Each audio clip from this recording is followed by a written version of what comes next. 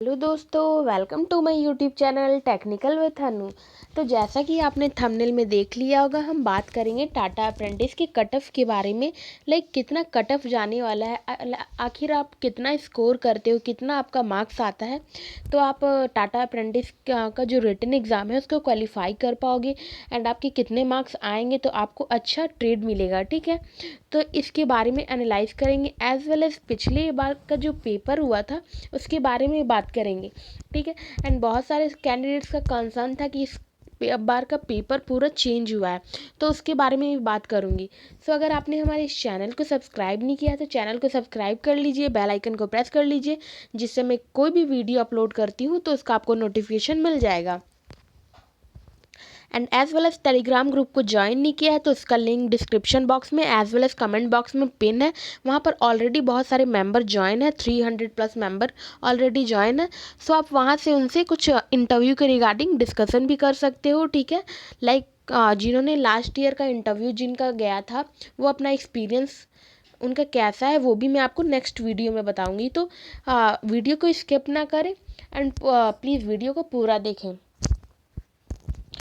बहुत सारे, मैं पहले ये बोलना चाहूँगी, बहुत सारे कैंडिडेट्स ने किया था कि पिछले बार का जो पेपर हुआ था, पिछले बार में एसआई और सीआई के ज़्यादा क्वेश्चन आए थे मैथ से। ठीक है, मैथ में टोटल नंबर ऑफ क्वेश्चन कितना था? मैथ में आपका जो टोटल नंबर ऑफ क्वेश्चन था वो 50 था। ठीक है, इस बार का। लेकिन लास्ट टाइम में क्या हुआ था कि ऐसा ही simple interest, compound interest, percentage, ये सब से क्वेश्चन ज़्यादा आए थे। तो कैंडिडेट ने इस बार क्या किया कि इस बार जो टॉपिक है उन्हीं से पढ़ा। तो मैं आपको सबसे पहले ये बताना चाहूँगी, ये आपने बहुत गलत चीज़ को अडॉप्ट किया है। क्योंकि कभी भी आप किसी भी एक टॉपिक को अगर पढ़ के जाते हो, अगर आप एक्सपेक्ट करते हो कि आपका एग्ज़ाम निकल जाएगा, तो ऐसा नहीं हो सकता। सॉरी, आपको बुरा लग रहा होगा, so I am really sorry for that. लेकिन मैं आपको एक फैक्ट बता रही हूँ। ठीक है, मैं दूसरे चैनल्स की तरह नहीं हूँ कि आपको बोलूँ कि आप एक टॉपिक पढ़ के जाओ और आपका एग्ज़ाम निकल जाएगा। ये गलत है। आप किसी भी एक दो टॉपिक को पढ़ के एग्ज़ाम क्लियर नहीं कर सकते हो। हाँ, अगर बाय लक उस टॉपिक से क्वेश्चन आ जाते हैं तो ये आपके लिए प्लस पॉइंट है। ठीक है, पिछले बार का क्वेश्चन ऐसा ही आया था तो सबने सोचा कि सेम पैटर्न होगा, तो नहीं। जो अप्रेंटिस का कोई भी पेपर होता है, अप्रेंटिस का आपको पता होगा 10th के बाद आप अप्रेंटिस के लिए एलिजिबल हो। तो कोई भी आप कॉम्पिटेटिव एग्ज़ाम में देख लो, चाहे एसएससी हो, एसएससी एमटीएस भी जो पेपर निकालती है वो 10th के बाद निकालती है। तो ऐसा तो नहीं कि आप 7th क्लास का, 6th क्लास का जो भी मैथ पढ़ के जाओगे बस उसी में से आएंगे। आपको क्या करना है, 6th to 10th के जितने भी टॉपिक होते हैं करने होते हैं। लेकिन हाँ, ये भी देखना होता है कि वेटेज किसका ज़्यादा है, कौन ज़्यादा इम्पॉर्टेंट टॉपिक है, मैं उसको करूँ। ठीक है, ये सब भी देखना होता है। लेकिन बहुत सारे कैंडिडेट्स, अप्रॉक्स मैक्सिमम कैंडिडेट्स ने क्या किया कि कुछ चैनल्स में शो किया गया था कि आप सिंपल इंटरेस्ट कर लो, कंपाउंड इंटरेस्ट कर लो, इससे ज़्यादा क्वेश्चन आ जाएंगे। उन्होंने वो टॉपिक कर लिया, जिसके कारण वो मैथ के क्वेश्चन बहुत कुछ कर ही नहीं पाए, उनसे लगभग कुछ क्वेश्चन आया ही नहीं था। तो बहुत सारे स्टूडेंट कह रहे हैं कि मैम पेपर का जो पैटर्न है मैथ का वो चेंज हो चुका है। ठीक है, तो मैं ये उनको बोलूँगी, देखो मैथ का पेपर का पैटर्न चेंज नहीं हुआ है। अब आपको मैं एक बता रही हूँ, आप बोलोगे कि नहीं नहीं चेंज हुआ है। देखो, आप 10th का एग्ज़ाम दियोगे, बोर्ड का, 10th का आपने बोर्ड का एग्ज़ाम क्लियर किया होगा, तो उसमें क्या होता है, हाइट एंड डिस्टेंस, ट्रिग्नोमेट्री, कुछ कुछ चैप्टर ऐसे होते हैं कि ज़्यादा क्वेश्चन होते हैं, ज़्यादा वेटेज होता है उसका। तो कैंडिडेट्स क्या करते हैं, उन टॉपिक को काफ़ी अच्छे से करते हैं। ठीक है, लेकिन ऐसा तो नहीं आपके जो जितने पीछे वाले टॉपिक हैं वो आप छोड़ दो। आप क्या करके जाते हो, सारे टॉपिक्स करके जाते हो ना, चाहे आप उसको 50% पढ़ो या 100% पढ़ो, लेकिन आप उस टॉपिक को पढ़ के जाते हो। तो बहुत सारे कैंडिडेट्स ने इस बार ऐसा नहीं किया, उन्होंने कुछ कुछ टॉपिक किए, वो भी आप देखो, simple interest, compound interest, percentage, इस टाइप के क्वेश्चन करोगे, रेशनल इरेशनल, ये सब बहुत इजी क्वेश्चन है। ये कोई भी एग्जामिनर जो पेपर सेट करते हैं वो काफ़ी नॉलेजेबल पर्सन होते हैं, तो आपको इस टाइप के क्वेश्चन वो लोग नहीं देंगे। हाँ, किसी किसी एग्ज़ाम में थोड़ा सा हो जाता है। लास्ट ईयर में क्या था, कोविड का टाइम था, इसलिए क्वेश्चन का लास्ट ईयर में क्या था, कोविड का टाइम था। ठीक है, और जो एग्ज़ामिनर थे, जो क्वेश्चन सेट कर रहे थे, उनको भी पता था कि हाँ एजुकेशन का क्या हाल है, अच्छे से पढ़ाई नहीं चल रही थी, तो उन्होंने भी लास्ट ईयर के क्वेश्चन ईजी डाले थे। लेकिन इस बार का ऐसा नहीं हुआ है। देखो हर साल ऐसा नहीं हो सकता है, तो यह थोड़ी सी आपकी भी गलती है। सो इसको आपको एक्सेप्ट करना चाहिए। ऐसा आप मत बोलो कि लाइक अगर आपका इस बार नहीं हो पाता है तो कोई नहीं, आपको लाइक इस बार से सीखनी चाहिए कि हाँ मुझे नेक्स्ट टाइम ज़्यादा मेहनत करनी है, ठीक है, मुझे उन टॉपिक्स को ज़्यादा करना है। और मेरे कहना है कि मैथ का क्वेश्चन इस बार 10th लेवल पे आया था तो वो ईजी था, क्योंकि आप 6, 7, 8 के जो पढ़ते हो, ठीक है, वो काफ़ी पीछे चला जाता है। लेकिन मैथ का जो क्वेश्चन होता है 10th का जो है वो रिसेंट से आया है, तो ये आपके लिए एक बेनिफिशियल पॉइंट है। लेकिन आपने इस टॉपिक को पढ़ा नहीं तो इसलिए आप हार्ड बोल रहे हो। कैसे? क्योंकि आपने मैथ का एग्ज़ाम दे दिया है। अगर आप 11th क्लास में हो तो अब एक क्लास पीछे ही आपने 10th क्लास अच्छे से पढ़ा होगा तो आप 1 क्लास पीछे का रिवाइज कर सकते हो। लेकिन वही आपको बोल दिया जाए आप 6 क्लास के टॉपिक 7 क्लास के टॉपिक पढ़ो, 6 साल 5 साल पुराना पढ़ो, तो वो प्रॉब्लम होगी। तो आई थिंक पेपर सही था, लेकिन हाँ आपने सही से कंसिडर नहीं किया, ठीक है। एंड कुछ कुछ कैंडिडेट्स का ये भी क्वेश्चन था, मैम इस चैनल पे मेरे को ये टॉपिक कराया गया, बोला गया इंपॉर्टेंट है तो आप ये कर लो। तो मैं बोलूँगी कि शायद आपने थोड़ी सी गलती की है, आपको ऐसा नहीं करना चाहिए था। हाँ आपने उस टॉपिक को कर लिया, वेल डन, लेकिन आपको और भी टॉपिक करनी चाहिए थी। सो बेसिकली मेरा यही कहना था। सो मैथ में क्वेश्चन जो आए हैं इस बार मैथ में क्वेश्चन आए थे 50, ठीक है, 50 क्वेश्चन आए। इसमें मैक्सिमम 10th लेवल के क्वेश्चन थे, और क्वेश्चन ऐसे थे कि लाइक हाँ जो 4-5 नंबर के क्वेश्चन आते हैं उस टाइप के थे। लेकिन आपको ये भी ध्यान में रखना था, मैथ के क्वेश्चन आए थे लेकिन पर क्वेश्चन कितने मार्क्स का था? 3 मार्क्स का था। तो आपका 3 मार्क्स का जो क्वेश्चन होगा वो इजी नहीं होगा, ठीक है। 1 मार्क्स के क्वेश्चन इजी आते हैं 10th की, आप कोई भी बोर्ड एग्जाम दो 1 क्वेश्चन का इजी आता है, 2 भी आता है। लेकिन अगर वही 3-5 मार्क्स का जो क्वेश्चन होता है वो ईजी नहीं होता है। सो आपको 3 मार्क्स के क्वेश्चन थे तो ऑब्वियसली इजी नहीं हो गए। आपको इस सब का बातों का ध्यान रखना चाहिए, ठीक है। आप कोई भी एग्ज़ाम दो तो ऐसा नहीं 1-2 टॉपिक क्लियर कर लो फिर आप सोचो एग्ज़ाम निकल जाएगा। आपको सॉरी थोड़ा बुरा लग रहा होगा, लेकिन मैं इसलिए इन बातों को बता रही हूँ ताकि आप नेक्स्ट एग्ज़ाम दो तो आप इन सब बातों को कंसिडर करो, ओके। क्योंकि देखो मैं आपसे काफ़ी ज़्यादा सीनियर हूँ, ठीक है, मैंने इंजीनियरिंग कर रखी है, तो मेरे को मैंने इतना पेपर दिया कि मेरे को नॉलेज हो चुका है कि कैसे क्या करना है, ठीक है। इसलिए मैं बता रही हूँ, लाइक आपने अप्रेंटिस दिया होगा तो याद है आपने 10th करा होगा, 12th करा होगा, ठीक है, इससे ज़्यादा नहीं हो। So as a sister and brother मैं आपको गाइड कर रही हूँ और कुछ नहीं। अगर आपको बुरा लग रहा है तो सॉरी। सो मैं इन चीज़ों को तो शायद मैथ का क्वेश्चन 50 था। तो अगर जिनका मैथ स्ट्रांग होगा, जिन्होंने अभी 10th किया है, 10th करके उन्होंने पेपर दिया है, तो मैथ को ईजिली कर सकते हैं, ठीक है, क्योंकि उतना भी टफ क्वेश्चन नहीं था मैथ का। हाँ जिन्होंने इसको पढ़ा नहीं है, रिवाइज नहीं किया है, टॉपिक को देखा भी नहीं है, उनके लिए टॉपिक जो है थोड़ा सा टफ हो गया था। सो मैथ के क्वेश्चन अगर जिन्होंने 40+ भी कर लिए होंगे तो उनका मार्क्स कितना आ जाता है? उनका मार्क्स 120 मार्क्स उन्होंने ऑब्टेन कर लिया। तो सोचो आपके सबसे ज़्यादा वेटेज टोटल नंबर कितना था? 270। 270 में से अगर वो 120 भी कर लेते होंगे, अप्रॉक्स हाफ मार्क्स, अप्रॉक्स बोल रही हूँ मैं, तो ज़्यादा चांसेस हैं। सो अगर जिनका मैथ थोड़ा सा अच्छा है, 10th लेवल का मैथ अगर उन्होंने कर लिया तो ईजिली मैथ से जो टोटल मार्क्स ऑब्टेन हो सकते हैं वो, अगर जिनका भी मैथ अच्छा होगा तो उन्होंने 130-140+ मार्क्स ऑब्टेन कर लिए होंगे, ठीक है। अगर हम साइंस की क्वेश्चन की बात करें तो साइंस में इजी क्वेश्चन था, ठीक है। साइंस में फिजिक्स और केमिस्ट्री से जो इजी क्वेश्चन आया था, ज़्यादा क्वेश्चन पीरियोडिक टेबल से आया था, तो क्वेश्चन इजी था। तो इसमें भी अगर हम लोग बात करें तो साइंस का जो क्वेश्चन था वो 30 था, तो अगर टोटल नंबर ऑफ मार्क्स की बात करें तो 90 मार्क्स। सो अगर जिनका भी साइंस का पेपर अच्छा गया होगा तो उनका अगर अप्रॉक्स में भी मान ले तो 70+ स्कोर वो कर सकते हैं साइंस में, ठीक है।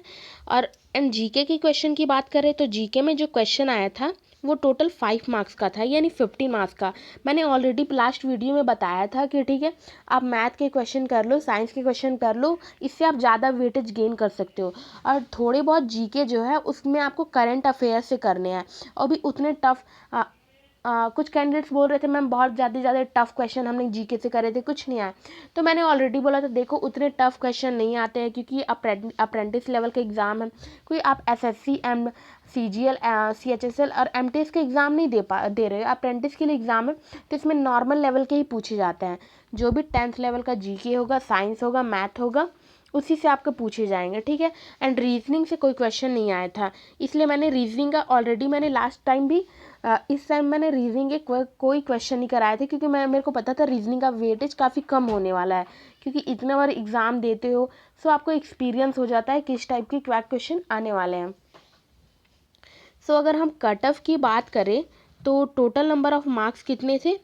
टोटल नंबर ऑफ मार्क्स जो थे 270 थे, ठीक है। तो जिनका मैथ का पेपर अच्छा गया होगा, साइंस का पेपर अच्छा गया होगा, उन्होंने 150 में से अगर लाइक 130 प्लस भी मार्क्स ऑब्टेन किया होगा और साइंस में 70 मार्क्स भी ऑब्टेन किया होगा, तो उनके काफ़ी ज़्यादा लाइक आप देख सकते हो यहाँ से ही वो लाइक 200 मार्क्स वो गेन कर सकते हैं, ठीक है।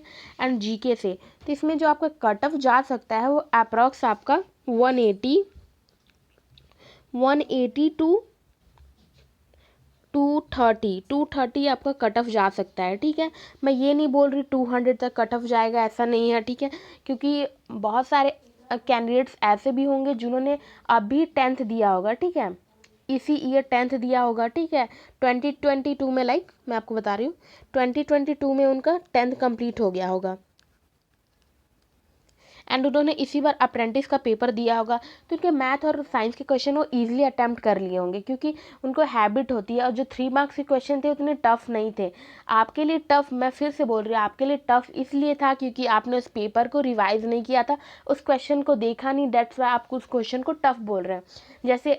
जैसे आपने simple interest compound interest percentage के क्वेश्चन कर लिए, सो आपके लिए वो टॉपिक ईजी हो गया। और टॉपिक ईजी क्यों हुआ? क्योंकि आपने उस टॉपिक को पढ़ लिया ना बहुत बार। ऐसे ही अगर आप ये सब टॉपिक को भी 1-2 बार पढ़ लेते तो इसमें आप इजीली मार्क्स ऑब्टेन कर सकते थे। सो मैं इसलिए बोल रही हूँ नेक्स्ट टाइम से अगर जो भी होंगे तो ऐसा ना करे कि हाँ कोई भी एक टॉपिक को कंसिडर करे। एक टॉपिक के कंसिडर करने से कोई भी एग्ज़ाम नहीं होता है, चाहे आप कोई भी एग्ज़ाम हो, 10th का एग्ज़ाम दे रहे हो, 12th का, आप क्या करते हो सारे टॉपिक पढ़ते हो, मैक्सिमम 80 या 60% तो पढ़ते ही हो, ठीक है। लेकिन इस बार बहुत कैंडिडेट ने क्या किया, परसेंटेज का क्वेश्चन कर लिया, एसआई का क्वेश्चन कर लिया, रेशनल। अब बताओ रेशनल का क्वेश्चन करना, रेशनल कितना इजी टॉपिक है, ठीक है। अब रेशनल के क्वेश्चन आएंगे क्या, लाइक 3 मार्क्स के क्वेश्चन आएंगे क्या? ये 1 मार्क्स के लिए रेशनल का जो टॉपिक होता है, रेशनल इरेशनल, वो इनफ होता है, क्योंकि बहुत ईजी होता है, रूट, ये सब इजी टॉपिक होता है। सो एग्जामिनर जो होते हैं पेपर सेट करते हैं उनको पता होता है, उनके पास काफ़ी एक्सपीरियंस होता है। सो मैंने टोटल कट ऑफ बता दिया, आपका 180 प्लस जाने वाला है। आई थिंक ऑफलाइन एग्ज़ाम हुआ है तो थोड़ा सा कट ऑफ कम जाएगा नेक्स्ट लास्ट ईयर के कंपैरिजन में, क्योंकि लास्ट ईयर का कट ऑफ काफ़ी ज़्यादा गया था, ठीक है। तो अगर आपका 180 प्लस मार्क्स आता है तो आपके चांसेस हैं, ठीक है, कि आप लाइक आपका एग्ज़ाम क्लियर हो जाएगा।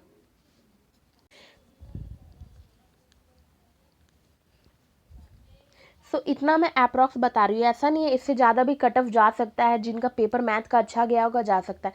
सो अगर हम बात करें रिजल्ट कब आएगा, तो रिजल्ट आपका 10 to 15 डेज में आ जाने वाला है, ठीक है, क्योंकि लास्ट टाइम कोविड का टाइम था, उस टाइम भी रिजल्ट जल्दी से डिक्लेयर हो गया था। तो ये टाइम भी आपका रिजल्ट जल्दी से डिक्लेयर हो जाएगा, फिर आपको डीमोटिवेट नहीं होना है, ठीक है। मे बी आप एग्ज़ाम के लिए क्वालिफाई हो जाओ, आपका नंबर कम आ जाए, उससे उससे कोई प्रॉब्लम नहीं है। अगर आप बस आपका एक बार रिटन एग्ज़ाम निकलना है, ठीक है, जैसे ही आपका रिटन एग्ज़ाम निकल जाता है, रिटन एग्ज़ाम आपका निकलेगा, फिर आपको फोकस करना है किस चीज़ पे, इंटरव्यू पे, ठीक है। फिर आपका जो मेन फोकस होना चाहिए वो इंटरव्यू पे होना चाहिए, क्योंकि इंटरव्यू जो होता है आपको बहुत इंपॉर्टेंट है। आपने पिछला एग्ज़ाम कैसा दिया, आप मान लो आपका पीछे लाइक जो आपका रिटन निकला उसमें काफ़ी कम मार्क्स आए, फिर भी आपका रिटन निकल गया, और जो टॉपर्स होंगे उनके काफ़ी ज़्यादा मार्क्स आएंगे, ठीक है। तो ये मैटर नहीं करता है। अब इंटरव्यू में आप क्या मैटर करता है, आपका बैठने का तरीका, बोलने का तरीका, आपका आई कांटेक्ट, आपके हैंड मूवमेंट्स, आपके मूवमेंट हैंड का कैसा हो रहा है, आप कैसे बात कर रहे हो, आपको किस तरह से बैठना चाहिए, किस तरह से एचआर वहाँ पर जो एचआर होंगे उनसे बात करना चाहिए, उनको अपना इंट्रोडक्शन कैसा दें, ठीक है, अपने बारे में कैसा बताएं, ये सब चीज़ों पे आपका इंटरव्यू मैटर करता है। अब आपका अगर एग्ज़ाम निकल जाता है तो आपका जो मेन फोकस होने वाला है इंटरव्यू होने वाला है। अगर आपका इंटरव्यू अच्छा जाता है, बहुत अच्छा जाता है, तो उस बेसिस पे आपका मार्किंग किया जाएगा, ठीक है। अगर आपकी मार्किंग अच्छी आती है तो आपको क्या होगा, अच्छा ब्रांच मिलेगा, अच्छा ट्रेड मिलेगा, ठीक है। आपको जो भी ट्रेड चाहिए होगा उसमें अच्छे ट्रेड मिलते हैं। आपको क्या करना है, आपका एग्ज़ाम जैसा भी गया अब उसमें फोकस नहीं करना है। अगर आपको लगता है कि अगर आपका एग्ज़ाम क्लियर हो जाता है तो आपको इंटरव्यू के लिए प्रिपरेशन करना चाहिए। एंड आप अगर चाहते हो कि मैं इंटरव्यू के लिए कुछ गाइडेंस करूं तो आप कमेंट करके बता सकते हो, क्योंकि मेरा एक्सपीरियंस इन चीज़ों का रहा है। मैं आपको एक जेन्युइन बातें बताऊंगी कि हाँ सही में क्या होना चाहिए। ऐसा नहीं कि फेक न्यूज़ बताना है मेरे को, तो फेक न्यूज़ नहीं बताना, मैं जेन्युइन चीज़ों को बताऊंगी कि आपका सीवी कैसा होना चाहिए, बोलने का तरीका। ऑलरेडी मैं इंटरव्यू दे चुकी हूँ टाटा में, मेरे को आइडिया है। ये सब क्वेश्चन हो गया। अब कहना है कि कितने बच्चे क्वालिफाई हो सकते हैं एग्ज़ाम के लिए, तो मैं ये बोलूँगी कि 10,000 प्लस कैंडिडेट्स ने क्या किया, फॉर्म फिलअप किया है। मैं अप्रॉक्स बता रही हूँ, मेरे को उतना पता नहीं है कि हाँ 50,000 है, 20,000 है, 30,000 है, लेकिन हाँ 10,000 प्लस कैंडिडेट्स ने फॉर्म को फिल किया है। 10K प्लस कैंडिडेट्स ने फॉर्म को फिल किया है। तो आप अगर 10K भी बात करो तो आप इसमें ज़्यादा सिलेक्शन नहीं होता है, ठीक है। कोई भी अगर एग्ज़ाम दो, जब मेरा एग्ज़ाम हुआ था मेरा AEP का एग्ज़ाम था, तो आप बिलीव नहीं करोगे इसमें 1.5 लाख कैंडिडेट्स ने फिल किया था उस एग्ज़ाम को। उसमें पता है कितना क्वालिफाई किए थे, ओनली 1,000। समझ रहे हो, मतलब 1.5 लाख में आपको बस 1,000 कैंडिडेट ही सिलेक्ट हुए। तो इसमें तो और भी समथिंग ऐसा ही होने वाला है। आपको जो 10th के है उसमें मैक्सिमम से मैक्सिमम कितने कैंडिडेट सिलेक्ट हो सकते हैं, क्योंकि जितना भी अगर आप total number of candidate interview में सिलेक्ट होते हैं 300, तो उससे 2 गुना 3 गुना कैंडिडेट्स को बुलाया जाता है, 3-4 गुना ज़्यादा कैंडिडेट्स को इंटरव्यू के लिए बुलाया जाता है। अगर 1,000 या 2,000 कैंडिडेट को इंटरव्यू के लिए बुलाए गए तो उसमें सिलेक्ट कितने होंगे, उसमें ज़्यादा से ज़्यादा 200 या 300 हो सकते हैं, समथिंग ऐसा हो सकते हैं, लेकिन ज़्यादा नहीं होगा। 200 300 समथिंग इस टाइप के इतने ही कैंडिडेट सिलेक्ट हो पाएंगे। आपको मेन फोकस यही करना है। आपको ये नहीं देखना है इंटरव्यू में कितने कैंडिडेट जा रहे हैं, 1,000 जा रहे हैं, 500 जा रहे हैं, आपको इसका फोकस नहीं करना है। आपको ये फोकस करना है कि आप अपना बेस्ट दो इंटरव्यू में, ठीक है।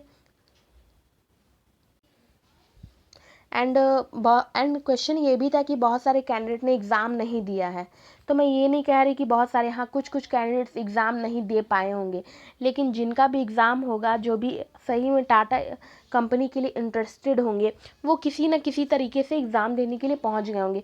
बहुत सारे बोल रहे थे ट्रेन नहीं चल रहा है, हाँ तो ट्रेन नहीं चल रहा है तो उनके लिए बहुत सारी वो मैनेज कर सकते हैं, बस से जा सकते हैं, और भी कुछ सुविधा हो सकती है, उनको वो कंसिडर किए जा सकते हैं। तो ऐसा आप नहीं बोल सकते हो कि हाँ 10,000 प्लस कैंडिडेट्स ने फॉर्म को फिल करा है तो उसमें से 5,000 ही एग्ज़ाम देने गए, 5,000 नहीं दिए।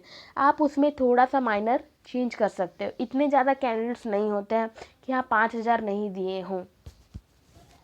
मैक्सिमम कैंडिडेट्स ने एग्ज़ाम दिया ही होगा, आप इसको लेके चलो, ठीक है। तो आई होप आपको सारी चीज़ें समझ में आई होगी। रिज़ल्ट के बारे में बता दिया, कट ऑफ के बारे में बता दिया, पेपर के बारे में बता दिया। एंड मैं ये ज़रूर बोलूँगी कि आप नेक्स्ट टाइम से इन चीज़ों का ध्यान रखें कि हाँ अगर आप जैसे इस बार का पेपर 10 से पूछा गया तो ऐसा नहीं आप 10th का ही पढ़ लो। हाँ 10th का तो आपको पढ़ना ज़रूरी है, मस्ट है, क्योंकि आप 10th का रिवीजन करोगे, आपका 1-2 साल पहले पढ़ा हुआ है, तो आप 10th के जितने भी चैप्टर है उसको ईजिली रिवाइज कर सकते हो। लेकिन हाँ आप 9th के भी कुछ टॉपिक देख लो, आप एटलीस्ट टॉपिक देख लो और उसका प्रोसेस देख लो कि हाँ क्वेश्चन सॉल्व कैसे किया जाता है, ठीक है। क्योंकि ऑब्वियसली आप 10th का पढ़ लेते हो, 11th का पढ़ लेते हो, 12th का पढ़ लेते हो, तो आपके नीचे वाला जितना भी सब्जेक्ट होता है वो ईजी लगने लगता है, ठीक है। मैंने अभी इंजीनियरिंग कर लिया है तो मेरे को 10th 9th के टॉपिक जो मैथ साइंस होते हैं काफ़ी इजी लगते हैं मेरे को लगता है कि मतलब क्या मैं बच्चों वाला बना रही हूँ, ठीक है। तो मैं इस बेसिस पे बता रही हूँ कि आपको फिर आप 6-7 के पढ़ोगे तो टॉपिक ईजी लगने लगेंगे। तो मैं यही बोलूँगी कि आप सारे टॉपिक करके जाओ, ऑल टॉपिक्स आपको करनी है। अब से आप जो भी एग्ज़ाम दो, अब ऐसा नहीं कि कोई भी एग्ज़ाम दो उसमें देख लो सबसे ज़्यादा कट ऑफ किसका आ जाता है तो उसका करना है। ये आपका जो प्रोसेस होगा रॉन्ग होगा। सो आई होप आपकी सारी इन्फॉर्मेशन आपको मिल गई होगी। रिजल्ट कब आने वाला है, अब आप अपने इंटरव्यू के लिए फोकस हो जाओ। मैं इंटरव्यू के लिए वीडियो लाऊंगी, लाइक किस टाइप के क्वेश्चन पूछे जाते हैं। इंटरव्यू में क्या होता है, आपको ट्रिकी टाइप के क्वेश्चन पूछे जाएंगे। समथिंग ट्रायंगल से पूछ दिए कुछ ट्रिकी क्वेश्चन, इस टाइप के क्वेश्चन पूछे जाते हैं। सो मैं इंटरव्यू के लिए भी वीडियो बनाऊंगी, तो आप स्टे ट्यून रहिएगा। सो अगर वीडियो अच्छी लगेगी, इन्फॉर्मेटिव लगी होगी, तो प्लीज़ वीडियो को लाइक करें एंड यस हमारे चैनल को सब्सक्राइब कर लें, ताकि मैं जेन्युइन और इन्फॉर्मेटिव नॉलेज आपको प्रोवाइड कर सकूँ। Thank you.